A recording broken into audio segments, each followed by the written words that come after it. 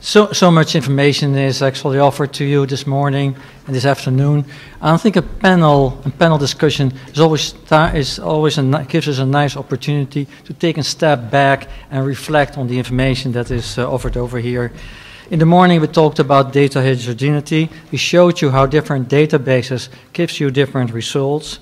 We talked about the selection of methods, and some methods are performing better than others in actual adjusting for bias, and identified methods that actually are doing better than others. We talked about health outcomes of interest definitions, and actually maybe contrary to what normal we expect is that broader definitions actually reduce bias maybe better than narrow definitions. We talked about the effect of parameter definitions on bias itself. And actually the panel talked about that. And this afternoon, we started to work at solutions. We tried to offer some solutions to actually addressing the biases that we found and identified in the start of this. We had 3 presentations over here. One is the empirical approach to null hypothesis testing by Martijn. We actually had a presentation with David beyond p-values, computing the probability of a true association. And then we had by Patrick the last presentation, interpreting effect sizes from confidence intervals and approaching to actually adjusting confidence intervals. And what you heard introduced over here was the term calibration. I think that's a pretty new term for us in pharmacoepidemiology, calibrating actually the statistical estimates that we have arrived in our studies. So I'd like the panel, probably in more detail, reflect on the discussion that we had this afternoon, these presentations, and maybe conclude a little bit with a statement or an assessment. Is calibration the magic solution to adjust for bias in statistical estimators, and what they think about approaches to calibration of statistical methods in observational studies? As first speaker over here, I'd like to invite Robert O'Neill. Robert O'Neill is currently the Senior Statistical Advisor to CEDAR in the Office of Translational Sciences in the Center for Drug Evaluation and Research from the US Food and Drug Administration. He was the Director of the Office of Biostatistics, which provided statistical and scientific computational leadership and support to all programs in CEDAR. Bob, would you start with your comments? Yeah, well, I don't know how you guys have dealt with 2 hours of this stuff, but it's pretty heavy-duty stuff, and but it's very seminal stuff. I think this is a watershed for epidemiology. I'm amazed at the progress in what OMOP has achieved in this last year, even relative to the year before. I think it has implications not just for screening, but for epidemiology in general. And Stephen made the comment earlier about these methods being thought of as screening tools. But think about it in the context of your incident cohort study is your best confirmatory trial that you're going to get in an observational setting most of the time. That's why a lot of the folks were talking about it a little earlier when they did the survey. And what I'm talking about here is when you see it published in the journal, it's essentially not a screening trial. It is a trial that essentially the author is trying to make a big deal that they found something. And so the question is it believable? Is it reliability, replicatable? And how do I make it pay the price for the bias that they didn't tell me about? And I think that's what Patrick is all about. And the new game on the block, it seems to me, is OMOP has allowed us to come up with a framework to introduce a source of variability and bias that no one currently now deals with. The traditional epidemiological approach is to condition on the study you've seen, condition on the covariates and the confounders that you've seen, and go ahead and try and adjust as much away as possible. Whereas there's a source of bias that is dominating whatever you're going to find in that study. And that's essentially what they're showing that the false positive rate and the false negative rate, depending upon which way you want to go, is really what you have to worry about. And the new guy on the block is big data and bias are really hard to deal with. You don't have to deal with this in a randomized trial for the most part, because bias is not, you have bias, but not the same kind of bias. What happens in all this and the tie-in here between the interpretation of a p-value, the interpretation of a confidence interval, the interpretation of essentially the effect size, are all changed dramatically in the face of bias. And what they've shown essentially is that by conceptualizing this problem as bias is coming from the databases that I've chosen, it's coming from the methods that I've chosen, it's coming from the outcomes that I've chosen, and it's coming from the different negative and positive controls that I've chosen. You put that all together, and there's a source of variability that is unaccounted for in the current way that studies are dealt with. So when you look at a result, you say that p-value that I've seen is not what I believe, and how do I deal with it? And that's what the calibration idea is all about. Now, whether you agree with that's the best way to calibrate it or not, but nonetheless, that's an idea to go forward. And I think Jesse Goodman had asked about, well, do you use the OMOP-derived adjustment strategies for some other guy's data? No, that's not what the message is. That message is, if you're using a GPRD database and you publish a study, you better have a bunch of studies that essentially have evaluated the negative controls, because you cannot interpret that positive study in the GPRD database in the absence of that. And that's the message for Kaiser Permanente, that's the measure for Harvard Pilgrim Health Plan, that's the measure for anybody who's doing a study of a cohort nature that doesn't account for the sources of variability, in my mind, because it's not a surprise. Think about it this way, and I think Patrick has said it over and over and over again, but you know, it's not an easy concept if you're not thinking about it this way. What happens when you test the null hypothesis is you assume that the delta is 0. When you have bias, it's 0 plus B. So when you have a 100,000 patient database, your standard error is so small that you will always detect something even when 0 is the true state of nature, because all you're detecting is B. You're dividing B by something so small, and that's exactly what he is showing. So that's pretty thought-provoking and sobering, and the issue is just on the p-value side of it. Now when I look at the effect size, what should I believe? The coverage probability and the p-value should go hand in hand, and the reason they do or they don't, and why you have to calibrate both of them, is the width of that confidence interval that you're seeing is not what it should be. It should be either, probably you should be able to drive a truck through it, as opposed to it being as narrow it is. Not only is it too narrow, but it's also located poorly, because it's located where the bias is. It's not where the, and it depends how much of the bias is contributing to what you're observing. So you might have partially a true effect and partially a 3/4 bias effect. So when you say, what's the probability that it is a true positive, which is what David Madigan was talking about. He said, you know, the p-value only tells you one part of the dimension. It says, what's the probability that if I assume that there is no effect, that I should have observed this?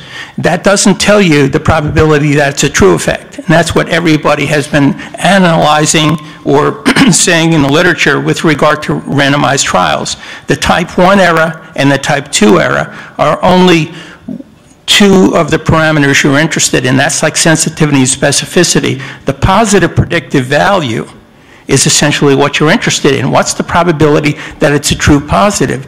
And in order to know that, you need to know what's the likely what's the likely number or proportion of true positives, and that's where David's priors come into play.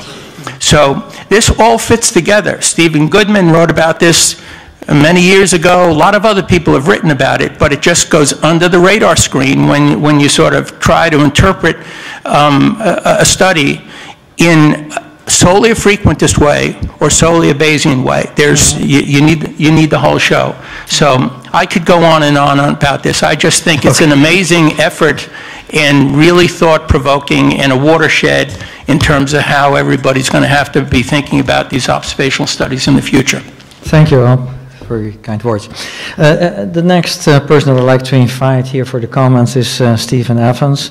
I'm fractionally less happy this afternoon than I was this morning. I think that they're doing the right things, but I'm not sure that they're yet doing them right. Okay, that is that I want to understand a bit more about the reasons for some of these failures before I leap into an arithmetic, effectively, solution.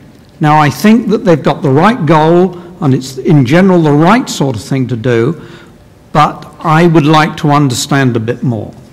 There are various things. For example, with Martin's things, I liked a lot of what he said, but the variance estimate he has for his kind of new null distribution is so affected by a few outliers that he will vastly overestimate the true variance of the null distribution.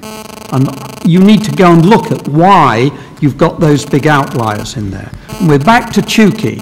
Not only looking, it's the philosophy of looking at the residuals. What is different from what you would expect?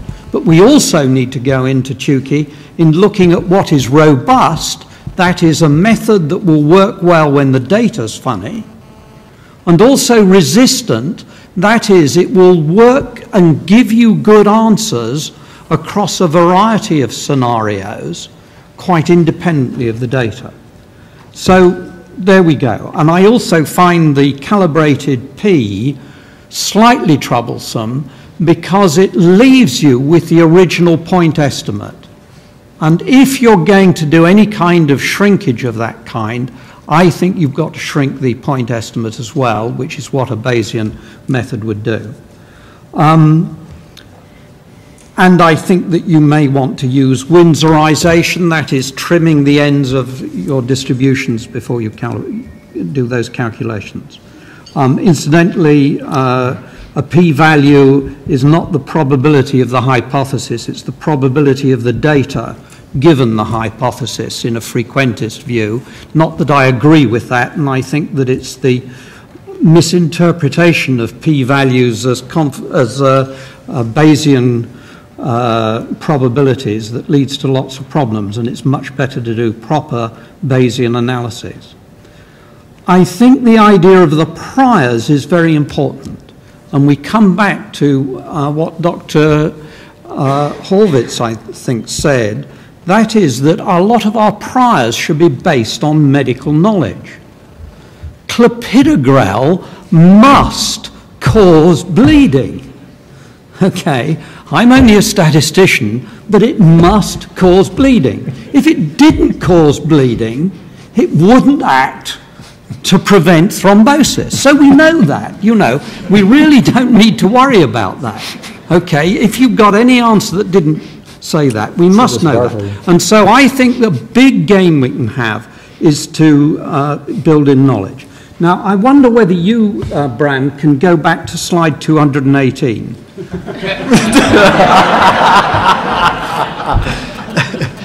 Is dat hier al? 280, I say. 218. It's back about 18 Oh yeah, slides. sorry, yeah, 18. Okay. 218. Okay. There's a nice diagram. That'll do. Okay. Now you see what was being done there is that we have kind of assumed that those distribution of estimates and their confidence intervals kind of have a bell-shaped curve. But they don't. They seem to me to have a bimodal distribution. Right? And I want to understand why that is bimodal. I want to understand that before I start applying a shrinkage that applies to them all. And that may mean that I need to go through what is the drug and what is the outcome that I'm looking at to try and understand that. And if you're going to show plots, if you now move on 4, I'll just tell you for free. To which one do you want to go? To 222 in the other direction. All right, okay. That one. Instead of having those lines there, those lines hide the bimodality. And you should use violin plots, okay? And if you haven't heard of violin plots, go and search the internet for violin plots. You will have learnt something from me today. Okay? And I'm just a bit worried about the regression lines for calibration, though that's a standard thing in bioassay and we need to make sure we do it properly. But I think it's the right direction, but hey, go a little bit slower. Okay. Thanks, Steve. And I think that we will give the investigator some time to react. The next person that I want to invite over here is Mirjam Sturkenboom. She's professor in pharmacoepidemiology at the Department of Medical Informatics at the Erasmus University Medical Center in the Netherlands. She has a PhD, cum laude, from the Faculty of Mathematics and Physics in Groningen in the Netherlands, a pharmacy degree from the same university, and a master in epidemiology from Harvard University School of Public Health. Her research group focuses on knowledge discovery from data collected in routine healthcare. Martijn Schumi, you heard earlier today, is part of her research group. Mirjam's research interest is to study drug and vaccine safety in large populations through the creation of national and, most importantly, international networks of databases. Yeah. Thank you, Bram, and thank you for the invitation to be here to the OMOP team. So it's been a pleasure actually to listen to this. And before I start in the more critical aspects, I think I would like to congratulate you. I haven't had the opportunity to do that publicly, but I think you deserve compliments to the quantity of the work done, to the quality and the novelty, I think, that has been done. Also to the spirit and the transparency that is being exploited, so you don't hide and you just make everything available, so that is very good for the community. I would like to say this because that I also would like to congratulate you with the courage to pursue this exercise. And last year we were here and I was witnessing the fact that a lot of people were shocked by what you did and maybe didn't want to listen and try to close that door that was trying to be peeped open. I think you opened it now. I mean, it's open. It got slammed in the face probably, but you opened it and there's no way back anymore. And as a society of pharmacoepidemiologists, and I think I present one of the traditional, we do a full cohort study or we do a protocol-based case control study, I feel humble now in witnessing all of this, but it doesn't mean we need to close our eyes. Actually, we need to embrace it and continue with it. So I'm really also surprised to miss many of our colleagues in this room today, and I would like to encourage them to engage on the discussion and on the debate and see how we can move on. Now, having said that, I would like to congratulate you also with the helpfulness in not only spreading confusion, as this morning we saw, but also helping in solutions and giving us a hand in how to move forward. Now, I'm not here to only congratulate you. So I also do have some critical comments, and clearly I had the privilege to look at the data a little bit before, otherwise I would have been overwhelmed as well. I would like to go back to this morning, if I may, from the chair, but I think what we've seen this morning is that you have tailored a lot of the performance measures showed that we need to tailor. And you tailor to many of the many variables, the outcomes, the design, the databases, etc., which is excellent, I think. But as a pharmacist, I do miss one aspect, that is the drug characteristics. I haven't seen any approach to characterizing drug characteristics. And as a traditional epidemiologist, what we do is when we design, we take both the outcome as well as what we assume the hazard function would be given the drug characteristics and drug use patterns into account in designing. So I would like to invite you, whether it's possible actually to go and try to characterize the drug characteristics empirically. I think you can do that given the data, like if it's an intermittent use pattern, whether it's a chronic use pattern, whether there is short-term use, and to use that also to see whether that has an impact on the performance actually of your studies. Now that is one aspect. The other one is that I would really be interested to see, and that is a personal interest, to look whether age actually has an impact on your performance measures. My assumption, I would like to put that forward and have it tested. I have an interest into pediatric pharmacoepidemiology, and my hypothesis is that the self-controlled design that typically have short-term, go well in the short-term and intermittent and acute events would go very well with the children actually. So, and that in the elderly where we have more chronic patterns of use, we may use other patterns. So that is, I think, also something to take forward. So the, and another item that I'm missing so far is to see the effect of concomitant medications. The reference sets have been built based, especially the true positives, have been built on knowledge that we have either because there is a warning, and what you assume what happens if you then retrospectively look into your database, that if there has been some warning that there may be some risk minimization measures or preventive measures being taken. And in many of the designs, actually, you do not adjust for concomitant medications, such as, you could have a PPI if you take an NSAID. And so I think many of your positive controls may be underestimated because you do not control for preventive measures that may have been taken. So that may actually impact your performance as well. So I think that would be nice to look at. Now, this afternoon, we saw how you can calibrate based on this empiric evidence. And I think the methods that have been developed are extremely promising and nice to be applied, and I would be very much willing to do so. However, what we haven't discussed today and what I haven't heard so far or coming up so much is that most of your estimations and your calibration parameters depend heavily on the reference set that has been selected. And I'm not sure that I totally understand how that reference set has been selected. If I go through it, I mean, especially in the positive controls, there are highly debatable drugs, I would say that as a pharmacoepidemiologist, such as amlodipine and myocardial infarction, nifedipine, where we know it's only the short-acting nifedipine that actually causes problem, not the long-acting that is probably, and the short-acting is probably not being used anymore. So there's some debates about the reference set, and then there are many NSAIDs in there. So I don't know the choice of the reference set, whether that has been done random or what process was underlying this, but this may impact heavily, I think, on the performance and thereby also on all the calibrating techniques that you're using.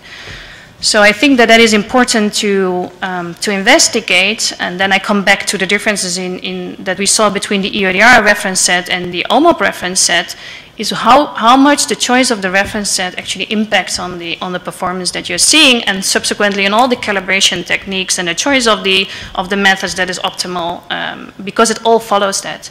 And I'm not sure that we have paid enough attention to that choice.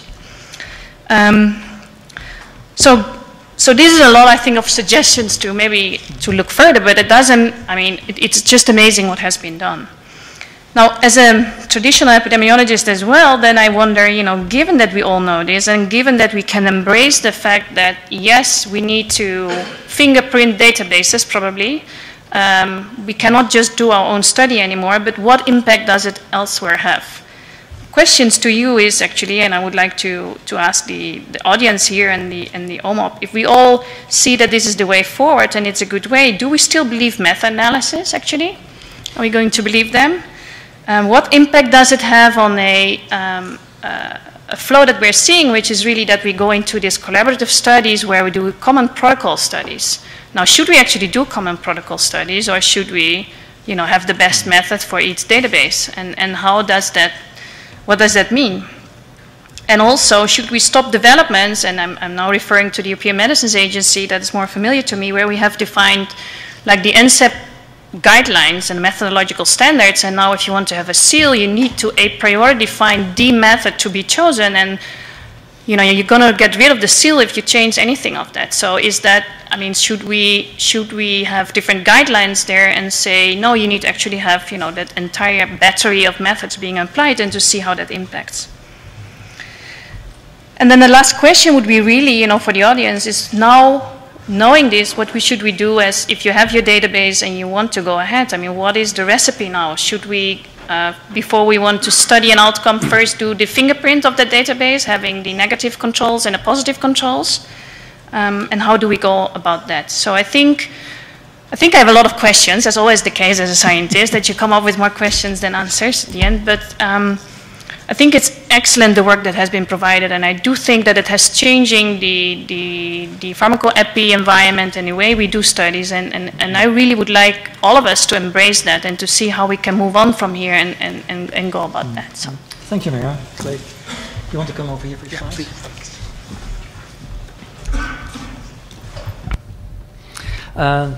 Our next speaker is Michael Burbidge. Michael is the Deputy Editor of the Analysis of Internal Medicine and Adjunct Associate Professor of Medicine at the Perelman School of Medicine. Do you want to read it? Or at the University of Pennsylvania. Dr. Burbidge received his medical education and training at the University of Illinois in Chicago, the University of Michigan in Ann Arbor, and a Master of Science in Clinical Epidemiology from the University of Pennsylvania. He previously held editorial positions at the Journal of General Internal Medicine and the Merck Manuals. As an Annals of Internal Medicine editor, he is responsible for promoting high standards of research reporting and for developing innovations to communicate and disseminate evidence on electronic platforms.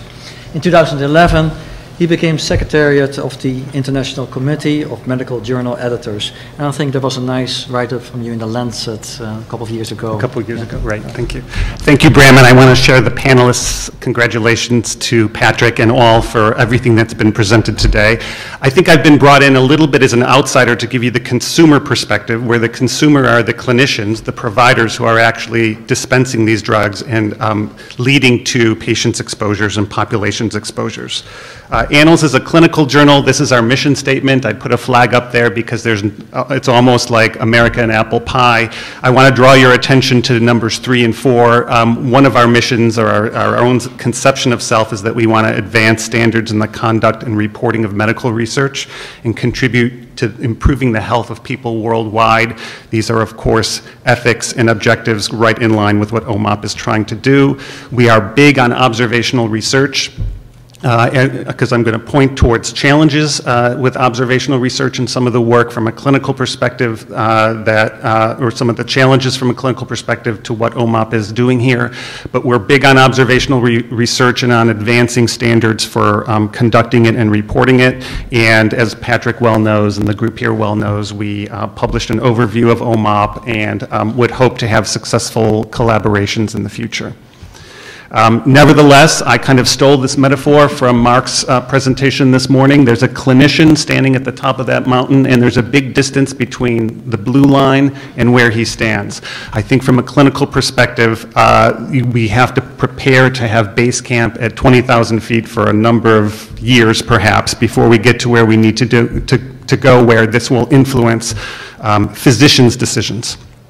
There are challenges or complaints, in quotes, about administrative data. These are pretty well rehearsed and probably familiar to you all.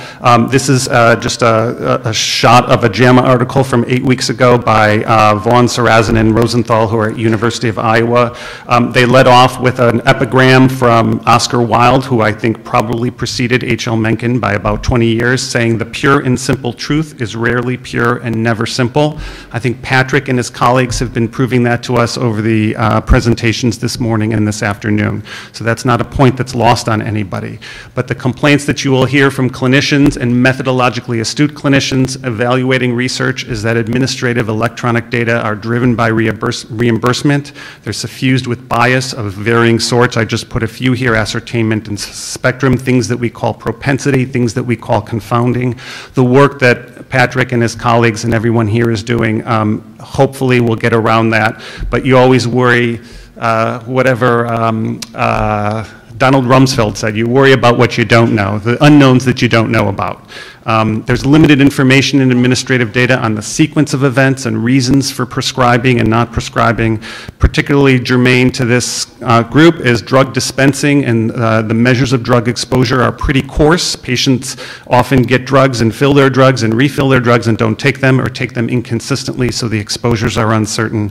And we are seeing any number of papers coming to our journal demonstrating in lots of different ways that the accuracy of templated data in electronic health records is compared to free text elements and manual clinical review is poor, at least with regards to some processes of care.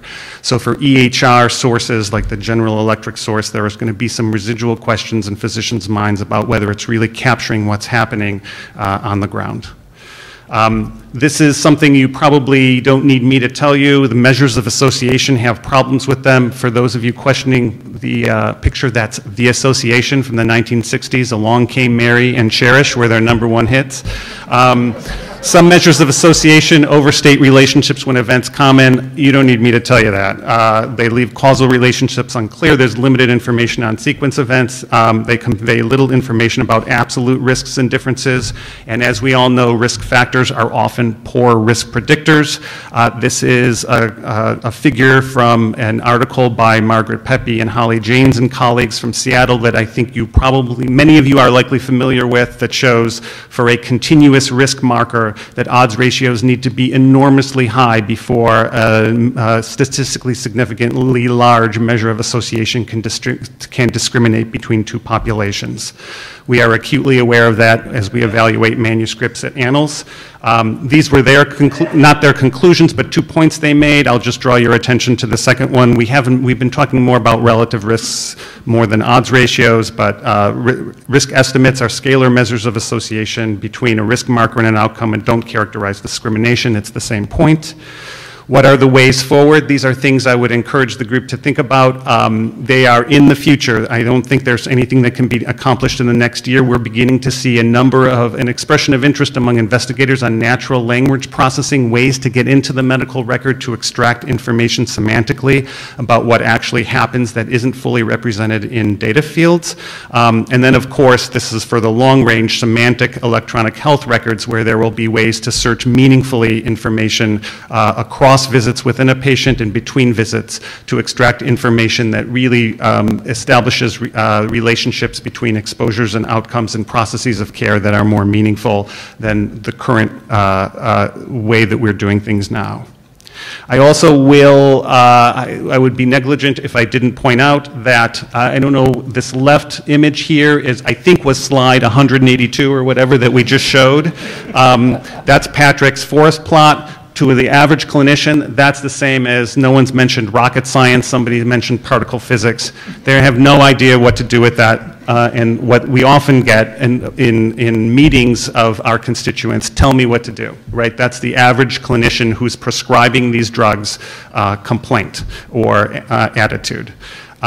What are ways to get at that? There are some ways perhaps to translate the good work that you're doing into absolute risk differences, which could help people explain how many people would be affected by an exposure to a drug or exposure versus not exposure. Reclassification tables, perhaps, how many people might shift up or down in risk with intensity of exposure. Decision threshold analyses, when should I act or not act? What are the costs of acting or not acting at certain thresholds of risk? And Bayesian treatments, I put a question mark after that because the Bayesian analyses that we tend to get seem to be done wrong. They're basically frequentist analyses in Bayesian clothing that interpret risk estimates in credible intervals just like they're the same, just like they're frequentist. But I learned a lot from David Madigan's presentation, and I'll be keeping my eye on that because that sounds like something that we would be interested in seeing more of and something that's useful, although it doesn't tell anyone what to believe as a prior or how to act with a posterior probability. But I will point out that none of these translations, which would be useful extensions of the work that you've presented here today, will ultimately answer the clinician's plea to tell me what to do. So I hesitated to bring this up. This is an analogy. There were 2 food analogies so far this morning, one about Brussels sprouts and hair loss and then food for thought at lunch, but I just want to take a way step back, maybe even a regressive step back, and point this out. I don't know if anybody knows what this is or can tell by sight. This is a clafouti, and I chose a clafouti because it seems like an improbable and likable word to describe what is basically a butter-saturated French fruit pie. This is an apple clafouti, it could be a cherry clafouti, it really could be anything that you cook or bake. And I want to see whether this analogy can take us out of our heads for a moment to understand kind of still where we are. I'm looking at this as an outcome. that is the result of a multiple complicated interactions between exposure variables in lots of complicated processes that are a lot less complicated than what happens in healthcare. And these are some exposure variables, right? And I listed here 21, and there could be 100 more because these are the ones that, in quote, passed a statistically significant p-value of less than 0.10 when we screened them for what was important. And if I tell you that there's a massive association between, let's say, milk, eggs, and apples, it doesn't tell you a whole lot about what's in the upper left corner. So that's kind of still where we are. Where we want to be is ultimately this, really precise measures of intensity of exposure and a precise set of instructions that tell you a sequence of events that led to a particular outcome. So we want to keep that in mind, that kind of our estimations of how things are going are really at a kind of a low granular level for what's really happening within patients' bodies and between patients and healthcare systems and patients and their physicians. So what are my conclusions? I want to leave time for discussion. This is incredible work. I learned a lot from reviewing for this presentation and even from my panelist discussions. Thank you. I think this is ready for signal detection. I can't say it's ready, but it seems important for signal detection and hypothesis generation. You may say that that's exactly, we're screening risk at a population level, and if you want to stop there, that's perfect. It will improve the health of populations and is important probably for regulatory, formulary, policy, and guideline considerations.